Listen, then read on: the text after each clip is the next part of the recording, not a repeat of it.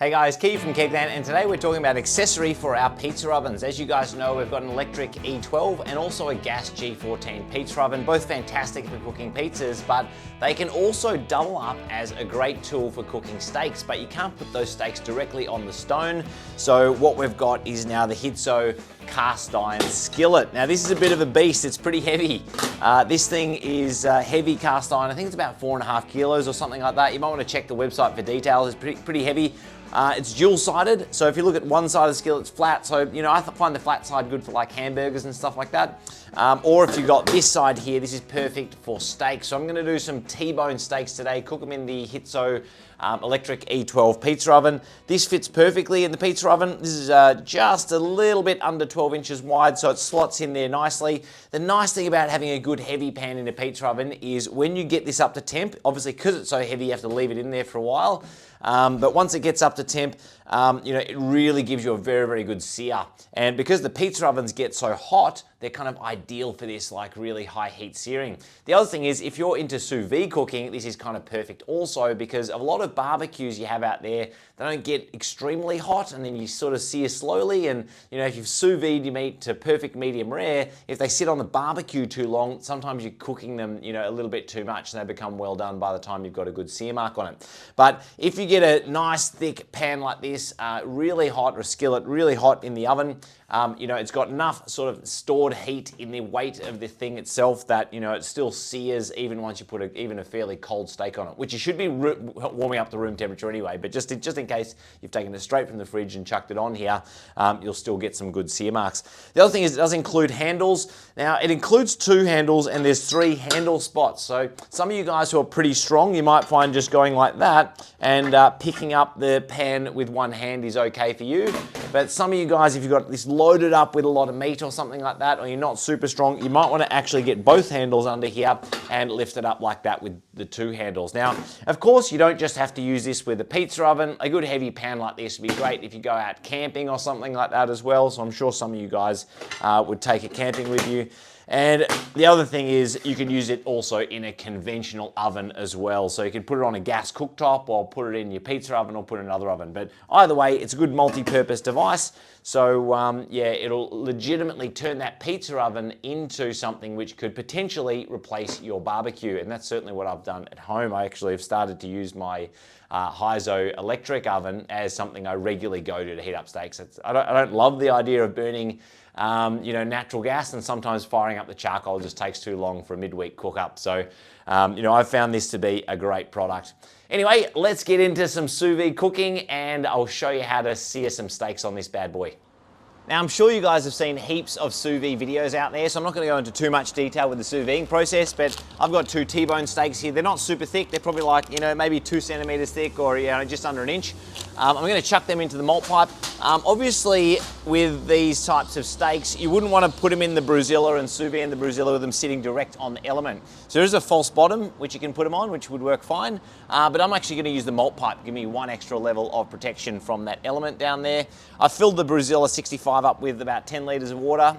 So, you know, plenty of water in there to buffer, you know, any temperature changes and stuff like that.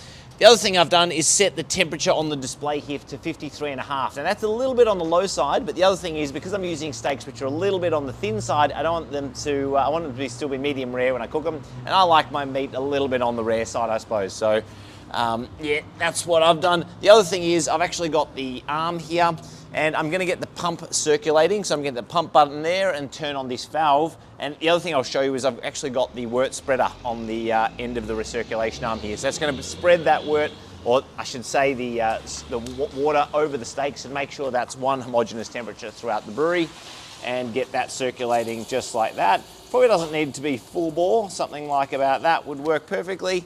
And that is all you have to do. So I'm going to leave this guy for at least 3 hours. I might leave it a bit longer if I have time today, but yeah, I'm going to do it for at least 3 hours. And then after that, yeah, we'll get them seared and we'll taste them and see how they go.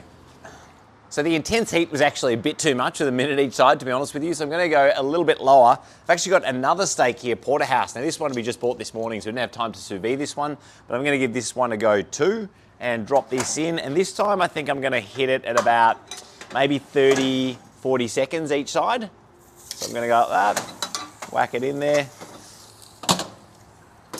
And to be honest with you, on the T-bone, the bone itself was sort of holding the meat just off the grill a little bit, so I didn't get as good a grill mark. So probably with the porterhouse, I'm assuming the grill marks will be better.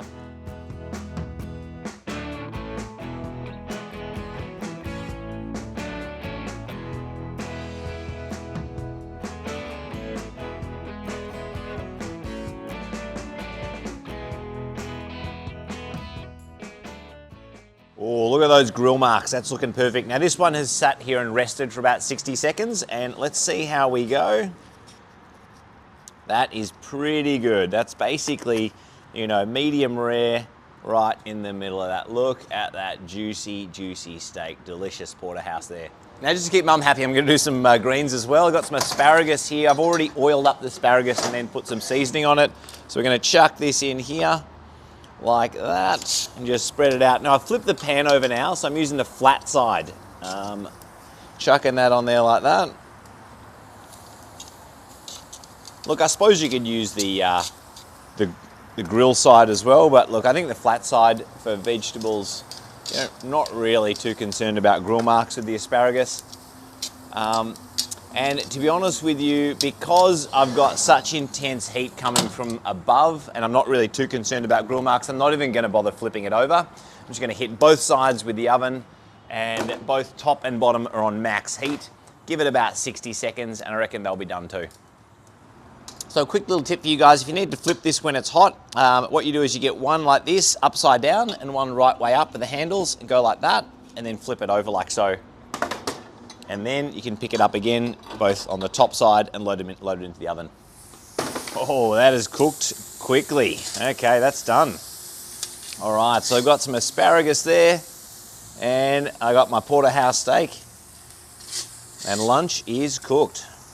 So that's it, guys. Basically, that is how to use the double-sided cast iron skillet inside a pizza oven. You can legitimately turn a pizza oven into a barbecue replacement, and it's really compact. So hope you guys enjoy using this product. If you want to hear about any of the other cool new stuff that's coming up, of course, subscribe to the channel, bottom right-hand corner.